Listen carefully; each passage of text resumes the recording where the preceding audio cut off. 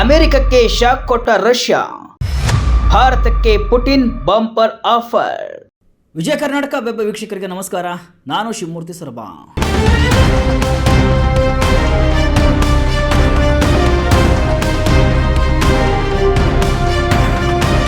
Russia ಮೇಲೆ America ಒತ್ತಡವನ್ನು ಹೇರುತ್ತಲೇ ಇದೆ. ಭಾರತವನ್ನು ರಷ್ಯಾದಿಂದ ದೂರ ಮಾಡುವ ಪ್ರಯತ್ನವನ್ನು ಟ್ರಂಪ್ ಮಾಡ್ತಿದ್ದಾರೆ.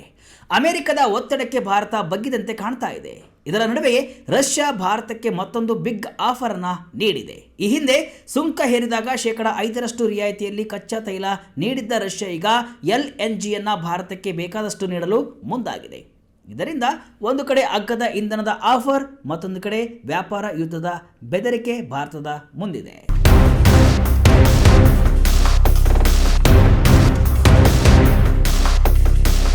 ಈಗ ಭಾರತದ ವಿದೇಶಾಂಗ ನೀತಿ ಅಕ್ಷರಶಃ ಹಗ್ಗದ ಮೇಲಿನ ನಡಿಗೆ ಅಂತಾಗಿದೆ. ರಷ್ಯಾದೊಂದಿಗಿನ ತನ್ನ ದಶಕಗಳ ಸ್ನೇಹವನ್ನು ಉಳಿಸಿಕೊಳ್ಳುತ್ತಲೇ ಅಮೆರಿಕದ ನಿರ್ಬಂಧಗಳಿಂದ ಪಾರಾಗಲು ಭಾರತ ನಡೆಸುತ್ತಿರುವ ರಾಜತಾಂತ್ರಿಕ ಕಸರತ್ತು ಇಡೀ ವಿಶ್ವದ ಗಮನವನ್ನು ಸೆಳೆದಿದೆ. ರಷ್ಯಾ ತನ್ನ ನೈಸರ್ಗಿಕ ಅನಿಲದ ಬಾಗಿಲನ್ನು ಭಾರತಕ್ಕೆ ಇನ್ನಷ್ಟು ತೆರೆಯಲು ಸಿದ್ಧ ಅಂತ ಹೇಳಿದರೆ, ಭಾರತ ಅತ್ತ ಅಮೆರಿಕದಿಂದ ದಾಖಲೆ ಪ್ರಮಾಣದಲ್ಲಿ ಕಚ್ಚಾ ತೈಲವನ್ನು ಖರೀದಿಸ್ತಾ ಇದೆ.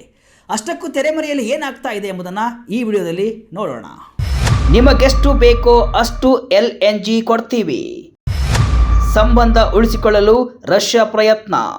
ಹೌದು, ಅಮೆರಿಕದ ಒತ್ತಡಗಳ ನಡುವೆಯೇ ರಷ್ಯಾ ಭಾರತಕ್ಕೆ ಮತ್ತೊಂದು ಬಿಗ್ ಆಫರ್ ಅನ್ನು ನೀಡಿದೆ. ಈ ಹಿಂದೆ ಅಗ್ಗದ ದರದಲ್ಲಿ ಕಚ್ಚಾ ತೈಲ ನೀಡುತ್ತಾ ಬಂದಿದ್ದ ರಷ್ಯಾ ಈಗ LNG ಅಂದರೆ ಧ್ರುವೀಕೃತ ನೈಸರ್ಗಿಕ ಅನಿಲದ ಆಫರ್ ಅನ್ನು ಭಾರತಕ್ಕೆ ನೀಡಿದೆ. ರಷ್ಯಾದ ಇಂಧನ ಸಚಿವ ಸರ್ಗೆ ಸಿವಿಲೋಯೋ ಅವರು ಭಾರತವು ತನ್ನ ಇಂಧನ ಮಿಶ್ರಣದಲ್ಲಿ ಅನಿಲದ ಪಾಲನ್ನು 15% ಹೆಚ್ಚಿಸಲು ಯೋಚನೆಯನ್ನ ಮಾಡ್ತಾ ಇದೆ. ಭಾರತದ ಈ ಕನಸಿಗೆ ನಾವು ಸಾಥ್ ನೀಡ್ತೇವೆ. ನಮ್ಮ ಪ್ರಸ್ತುತ ಮತ್ತು ಭವಿಷ್ಯದ ಯೋಜನೆಗಳಿಂದ ಧ್ರುವೀಕೃತ ನೈಸರ್ಗಿಕ ಅನಿಲವನ್ನು ಭಾರತಕ್ಕೆ ಪೂರೈಸಲು ನಾವು ಸಿದ್ಧರಿದ್ದೇವೆ ಅಂತ ಸ್ಪಷ್ಟಪಡಿಸಿದ್ದಾರೆ. ರಷ್ಯಾದ ಉಪಪ್ರಧಾನಿ ಅಲೆಕ್ಸಾಂಡರ್ ನೋವಾಕ್ ಕೂಡ ಜುಲೈ 2024ರಲ್ಲಿ ಇದೇ ರೀತಿ ಹೇಳಿಕೆಯನ್ನು ನೀಡಿದರು. ಪ್ರಸ್ತುತ ನಾವು ಭಾರತಕ್ಕೆ ವಾರ್ಷಿಕವಾಗಿ ಸುಮಾರು 3 ಮಿಲಿಯನ್ ಟನ್ LNG ಪೂರೈಸ್ತಾ ಇದ್ದೇವೆ. ಈ ಪ್ರಮಾಣವನ್ನು ಇನ್ನಷ್ಟು ಹೆಚ್ಚಿಸಬಹುದು ಅಂತ ಹೇಳುವ ಮೂಲಕ ಭಾರತದ ಜೊತೆ ಗಟ್ಟಿಯಾಗಿ ನಿಲ್ಲುವ ನಿಲುವನ್ನು ತೋರಿದರು. ಈಗ ಸರ್ಗೆ ಸಿವಿಲಿಯೋ ಅದನ್ನೇ ಹೇಳ್ತಿದ್ದಾರೆ. ಭಾರತದ ತೈಲ ಸಂಸ್ಕರಣಾಗಾರಗಳು ಅಮೆರಿಕದ ನಿರ್ಬಂಧಗಳ ಕಾರಣಕ್ಕೆ ರಷ್ಯಾ ಕಂಪನಿಗಳಿಂದ ಹೊರ ಹೋಗ್ತಿರುವಾಗ ರಷ್ಯಾ ಈ ಬಿಗ್ ಆಫರ್ ಅನ್ನು ಭಾರತಕ್ಕೆ ನೀಡಿದೆ.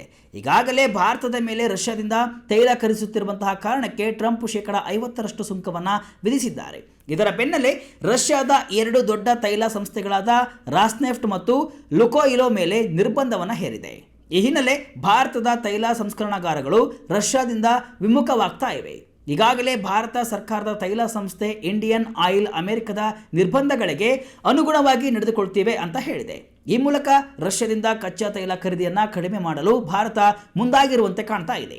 ಈ ಹಿಂದೆ ಸುಂಕ ಹೇರಿದಾಗ ಭಾರತಕ್ಕೆ ಡಿಸ್ಕೌಂಟ್ನಲ್ಲಿ ಕಚ್ಚಾ ತೈಲವನ್ನು ರಷ್ಯಾ ನೀಡಿತ್ತು. ಈಗ ನಿಮಗೆಷ್ಟು LNG ಬೇಕೋ ಅಷ್ಟು LNGಯನ್ನು ಕೊಡ್ತೀವಿ ಅಂತ ರಷ್ಯಾ ಭಾರತಕ್ಕೆ ಆಫರ್ ಅನ್ನು ನೀಡಿದ್ದು, ಭಾರತವನ್ನು ತನ್ನ ಜೊತೆಯೇ ಉಳಿಸಿಕೊಳ್ಳುವ ಪ್ರಯತ್ನವನ್ನು ಮಾಡ್ತಾ ಇದೆ. ರಷ್ಯಾ ಆಫರ್ ಭಾರತಕ್ಕೆ ಯಾಕೆ ಮುಖ್ಯ? ಮೋದಿ ಕನಸಿಗೆ ನೀರು ಹಾಕ್ತಿದ್ದಾರಾ ಪುಟಿನ್? ರಷ್ಯಾದ ಆಫರ್ ಭಾರತಕ್ಕೆ ಯಾಕೆ ಮುಖ್ಯ ಎಂಬುದನ್ನು ನೋಡುವುದಾದರೆ, ಭಾರತ ತನ್ನ ಇಂಧನ ಕ್ಷೇತ್ರದಲ್ಲಿ ಮಹತ್ವದ ಬದಲಾವಣೆ ತರಲು ಮುಂದಾಗಿದ್ದು, ಪರಿಸರ ಸ್ನೇಹಿ ಗುರಿಗಳು ಮತ್ತು ಕೈಗಾರಿಕಾ ಅಗತ್ಯಗಳ ನಡುವೆ ಬ್ಯಾಲೆನ್ಸ್ ಮಾಡಲು ಪ್ರಯತ್ನವನ್ನು ಪಡ್ತಾ ಇದೆ.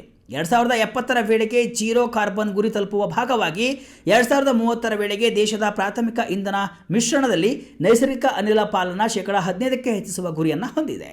ಈ ಪ್ರಮಾಣ ಪ್ರಸ್ತುತ 6% ಮಾತ್ರ ಇದೆ. ಈ ಗುರಿಯನ್ನು ಸಾಧಿಸಲು ದೇಶದ LNG ಆಮದು ಸಾಮರ್ಥ್ಯವನ್ನು 2030ರ ವೇಳೆಗೆ 27% ಹೆಚ್ಚಿಸ್ತಾ ಇದೆ. ಈ ಆಮದನ್ನು ವಾರ್ಷಿಕ 66.7 ದಶಲಕ್ಷ ಮೆಟ್ರಿಕ್ ಟನ್ಗಳಿಗೆ ಏರಿಸಲು ಮೋದಿ ಸರ್ಕಾರ ಬಿಗ್ ಪ್ಲಾನ್ ಮಾಡಿದೆ. ಈ ಪ್ಲಾನ್ ಕಾರ್ಯರೂಪಕ್ಕೆ ಬರಬೇಕು ಅಂತ ಅಂದ್ರೆ ರಷ್ಯಾದಿಂದ ಹೆಚ್ಚಿನ ಪ್ರಮಾಣದಲ್ಲಿ LNG ಪೂರೈಕೆ ಆಗಲೇಬೇಕು. ಕಲ್ಲಿದ್ದಲಿಗೆ ಹೋಲಿಸಿದರೆ LNG ಸ್ವಚ್ಛ ಇಂಧನವೆಂದು ಪರಿಗಣಿಸಲಾಗಿದ್ದರೂ ಕೂಡ ಅದರ ಹೆಚ್ಚಿನ ಬೆಲೆ ಮತ್ತು ಬೆಲೆ ಅಸ್ಥಿರತೆಯಿಂದಾಗಿ ಇದನ್ನು ಹೆಚ್ಚಿನ ಪ್ರಮಾಣದಲ್ಲಿ ಬಳಕೆಗೆ ತರಲು ಆಗ್ತಾ ಇಲ್ಲ. ಆದರೆ ಭಾರಿ ಕೈಗಾರಿಕೆಗಳನ್ನು, ವಿಶೇಷವಾಗಿ ಉಕ್ಕು ಉದ್ಯಮವನ್ನು ಇಂಗಾಲ ಮುಕ್ತಗೊಳಿಸಲು LNG ಪ್ರಮುಖ ಇಂಧನವಾಗಿದೆ.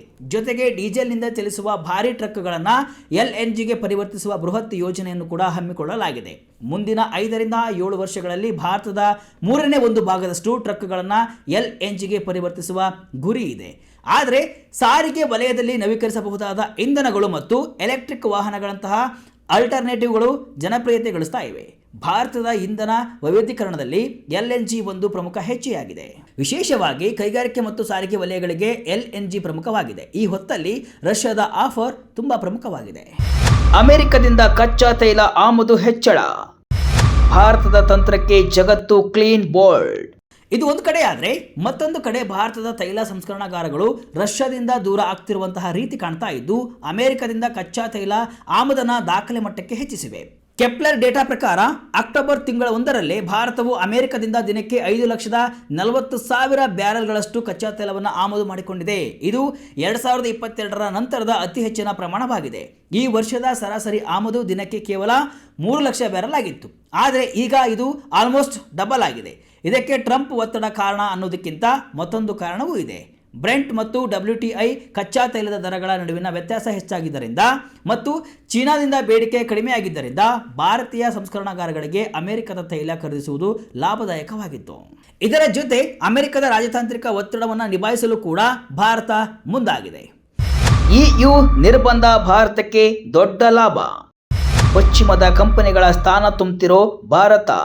ಒಂದು ಕಡೆ ಅಮೆರಿಕದ ನಿರ್ಬಂಧಗಳು ಭಾರತಕ್ಕೆ ಕಂಟಕಪ್ರಾಯವಾಗಿದ್ದರೆ ಇನ್ನೊಂದು ಕಡೆ ಯುರೋಪಿಯನ್ ಒಕ್ಕೂಟದ ನಿರ್ಬಂಧಗಳು ಭಾರತೀಯ ಉದ್ಯಮಗಳಿಗೆ ಅನಿರೀಕ್ಷಿತ ಅವಕಾಶಗಳನ್ನು ಸೃಷ್ಟಿಸಿವೆ.